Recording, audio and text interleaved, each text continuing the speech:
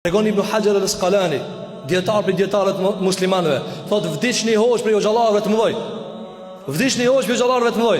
Dhe pak para se me vdeku mbledhen hoxhallar, ti i than thuje shahadetin la ilaha illallah Muhammedur Rasulullah. Thotë ju trashgjua, ju nxin ftirasën e thojke. Ju trashgjua, ju nxin ftirasën e thojke, edhe vdiq. Çu ne tha shahadetin. Hoç, alim, edhe u mbledhen hoxhallar, çka ndodhi? Tha, ky njeri folke keq për Imam Nevawiu, një dietar tjetër më herët, i cili Allahu gjëra dënjar e sprovon alimin me do gabime që njerëzit e prisht mu kap këto gabime edhe mu shkatruq aty. Mu shkatruq aty. Imam Nevawiu është dietari i madh i muslimanëve, imam i muslimanëve. S'ka shtëpi që si ka librat e Imam Nevawiu. Në dunja, libri më i përkthim në dunja. Dhe kjo hoxha ka thonë, çish e shlojnë sot njerëzit gjuhën.